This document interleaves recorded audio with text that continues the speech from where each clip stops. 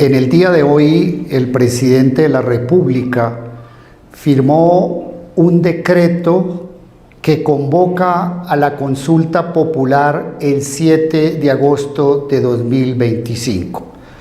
Es un decreto que va con la firma de todos los ministros del despacho.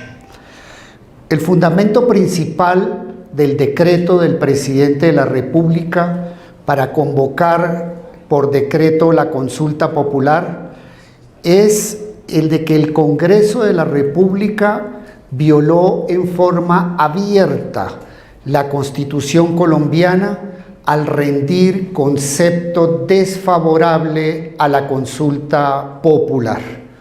Por esta razón, con fundamento en el artículo 4 de la Constitución colombiana, que establece que la Carta Política es norma de normas, el presidente aplicó la excepción de inconstitucionalidad.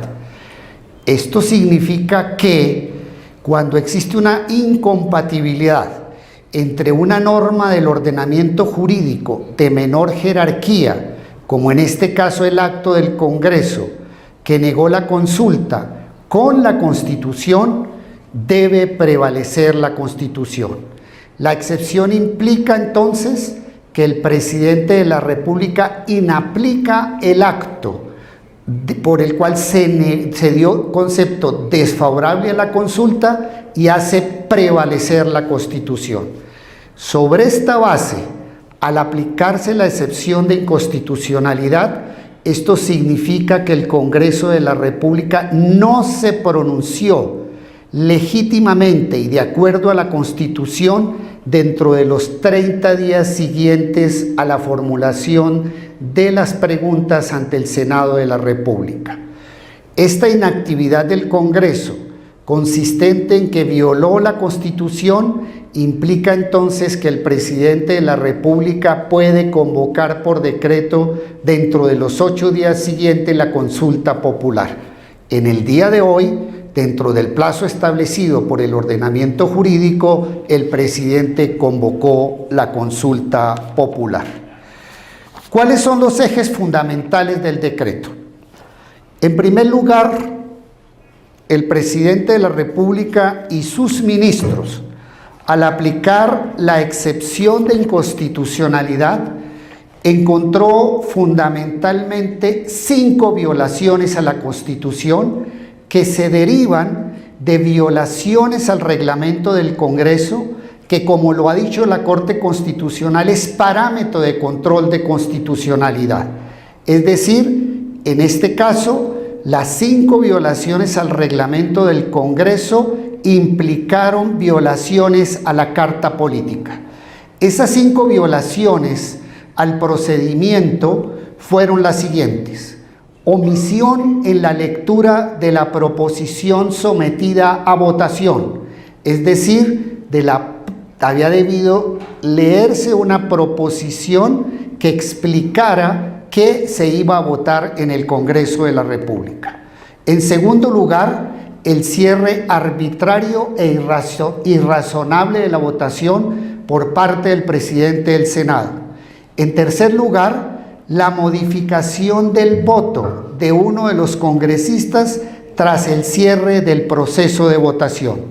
En cuarto lugar, la discrepancia entre el número de senadores presentes en el recinto y los votos efectivamente emitidos.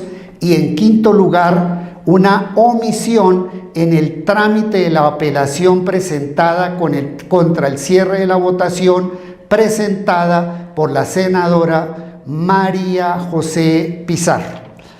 El segundo eje del debate, el segundo eje del decreto, es el de que se ordena remitir el decreto a la Corte Constitucional para efectos de la competencia de la Corte.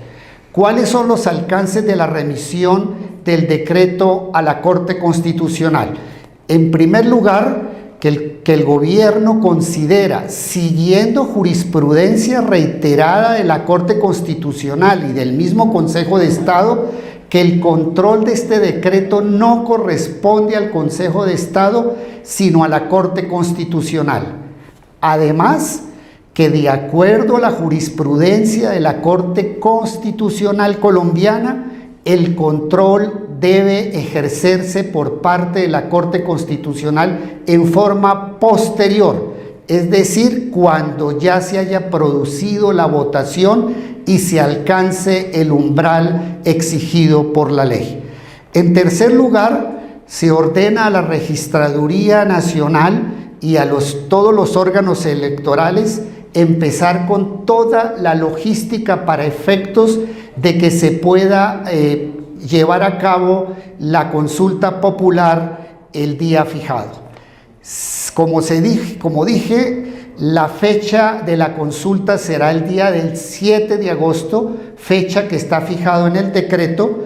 Y por último, el último eje es que se ordena a todas las autoridades nacionales y territoriales garantizar un debate transparente en torno a la consulta que le permita tanto a los ciudadanos que están a favor de la consulta como a quienes se oponen a hacer una deliberación pública y transparente sin ningún tipo de medios engañosos. Son estos los ejes fundamentales de la decisión tomada hoy por el presidente de la República.